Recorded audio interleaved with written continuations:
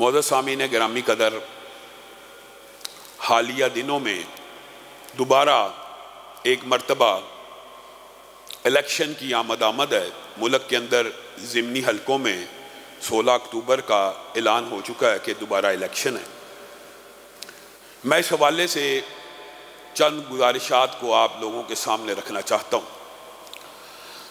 سب سے پہلی بات یہ ہے کہ بعض لوگ ان کی عقلی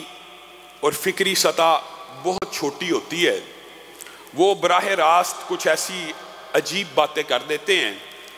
جن کا حقیقت سے کوئی بھی تعلق نہیں ہوتا۔ مثلا بعض لوگ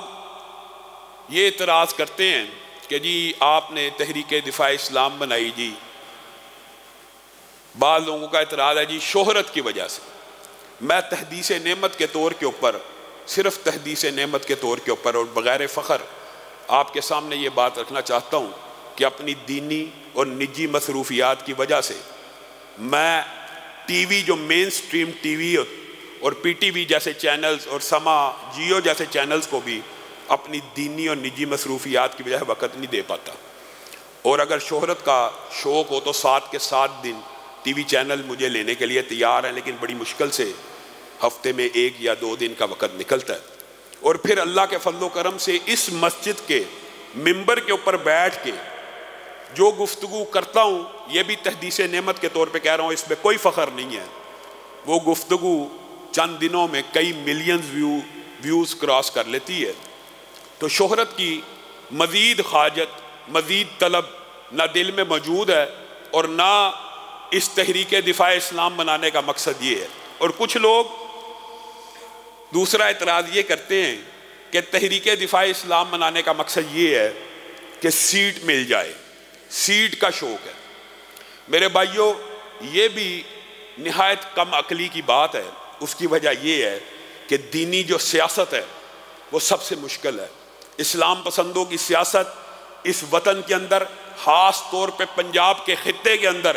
یہ سوچنا کہ میں اسلامی سیاست کر کے سیٹ لوں گا، یہ کسی جاہل کا نقطہ نظر تو ہو سکتا ہے، کم عقل کی سوچ اور فکر تو ہو سکتی ہے۔ سیٹ اگر لینے کی سیاست پاکستان اور پنجاب میں کامیاب ہے تو چاپلوسی کی سیاست کامیاب ہے۔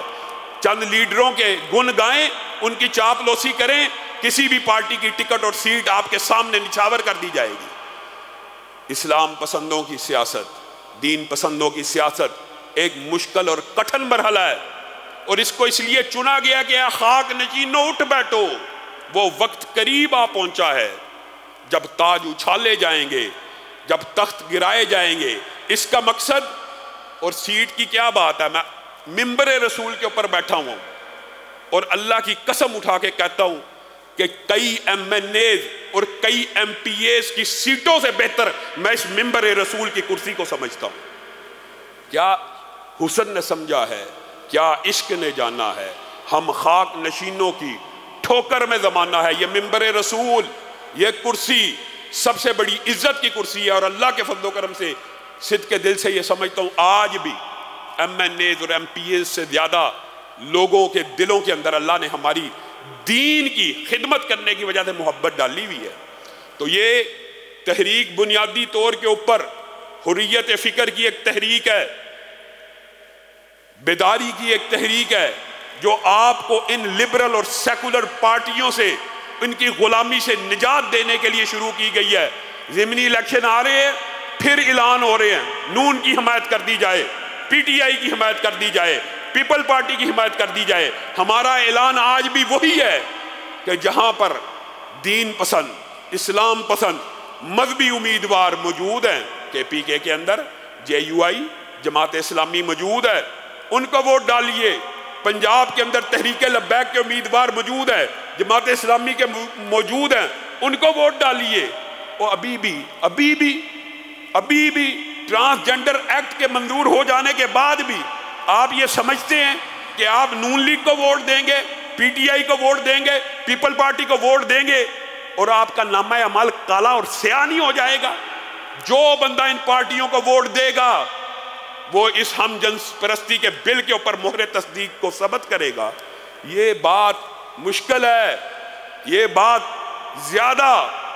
کٹھن رستے کی ہے، کہ آپ اسلام پسندوں کا ساتھ دیں، آپ دینی جماعتوں کا ساتھ دیں، آپ دینی تحریکوں کا ساتھ دیں۔ اور میں آپ کو ایک بات بتلاؤں، یہ صرف اس لیے اختیار کیا گیا رستہ ہے کہ یہ ہمارے منہج کے قریب ہے، یہ ہمارے منہج اور فکر کے قریب ہے، ہمارے نقطہ نظر اور نظریے کے قریب ہے کہ پنجاب کے اندر بھی اسلام پسندوں کے اور دین پسندوں کے حلقے ہونے چاہیے۔ اور دو باتیں میں آپ سے مزید بھی کہنا چاہتا ہوں اس سے علاوہ۔ اللہ کے فضل و کرم سے میں پچھلے ہفتے گیا، مجھے بڑی خوشی ہوئی، الاحسان آئی ہاسپٹل، ابو جان کے نام کے اوپر اکرام اللہ خان کاکڑ صاحب اور ثناء اللہ خان صاحب ابو کی یوتھ فورس کے نوجوان تھے۔ جب ابو دنیا سے چلے گئے تو انہوں نے خدمت خلق کو اپنا مشن بنایا، اور اگر آج بھی کوئی جا کے دیکھنا چاہتا ہے کہ خواب کیسے پورے ہوتے ہیں تو الاحسان آئی ہاسپٹل شالامار لنک روڈ کے اوپر موجود ہے، آپ جا کے دیکھ لیجئے۔ میں خود جب گیا میں حیران رہ گیا، سنا تھا ان کے بچے بھی میرے دوست ہیں، وہ بھی میرے دوست تھے، اکرام اللہ خان صاحب بھی دوست تھے، ثناء اللہ خان صاحب جو اب ہوتے ہیں وہ بھی میرے دوست ہیں، لیکن عینی جو مشاہدہ ہوتا ہے اس سے انسان کے صحیح طور کے اوپر عین الیقین آ جاتا ہے۔ 1000 بندہ روزانہ وہاں سے علاج کروا رہا ہے 20 روپے کی پرچی کے اوپر۔ میں نے ان سے ضمنی طور پہ پوچھا کہ یہ آپ کیسے چلا رہے ہیں؟ آپ حیران رہ جائیں گے، ایک ماہ میں ہر ماہ کا 2 کروڑ روپے کا خرچہ اللہ کے فضل و کرم سے وہ جنریٹ کرتے ہیں، اور اللہ تعالیٰ ان کو کوئی کمی نہیں آنے دیتا۔ اور اسی طرح جب میں وہاں گیا، کچھ آگے زاہدہ ویلفیئر ہسپتال ہے، وہ ہمارے دوست ہیں خالد امین صاحب، وہ چلاتے ہیں، ان سے پوچھا، ان کا بھی خرچہ اس کے قریب، اور یہ فی سبیل اللہ اور ویلفیئر کے کام معمولی چارجز کے اوپر، یعنی جو کاسٹ ہوتی ہے، اگر کسی نے کارنیا ڈلوانا ہے، لینس ڈلوانا، جو کاسٹ ہے، یا جو ہڈی کے آپریشن کی کاسٹ ہے، یہ 2 ہسپتال اتنا بہترین کام کر رہے ہیں۔ اور انہوں نے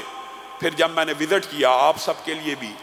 اس کے اندر خبر ہے، آپ ابلاغ بھی کر سکتے ہیں، انہوں نے کہا تحریک دفاع اسلام و پاکستان کا کارکن ہو یا آپ کے قرآن و سنہ اسلامک سینٹر کا کوئی نمازی ہو، انشاءاللہ اس کے ساتھ مزید سپیشل اس کو پروٹوکول بھی ملے گا، اور اس کے علاج کے اندر بھی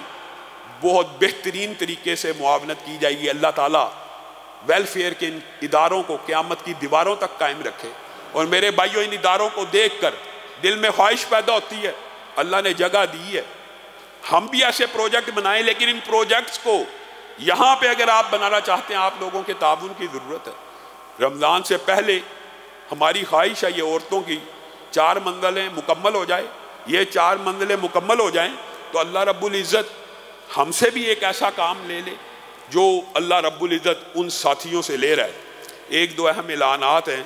ہمارے ایک ساتھی ہیں چودھری عبدالحفیظ انجم صاحب،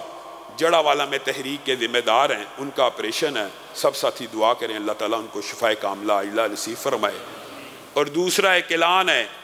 ایک باپ کی درد دل سے ایک درخواست ہے، اور عاجزانہ درخواست تھی، جس کے اوپر میں لبیک کہتا ہوں۔ ایک بچہ نوجوان کم عمر کا 16-17 سال کا وہ فوت ہو گیا، اور باپ سے اس وقت اس کی لڑائی چل رہی تھی، اور باپ کے دل میں یہ کسک ہے کہ وہ میری وجہ سے اس نے اپنے آپ کو یہ نقصان پہنچایا۔ ہم سب ساتھی انشاءاللہ اس کا بھی غائبانہ نماز جنازہ ادا کریں گے۔ اللہ رب العزت جو کہا گیا، جو سنا گیا، اس کو سمجھنے کی توفیق عنایت فرمائے۔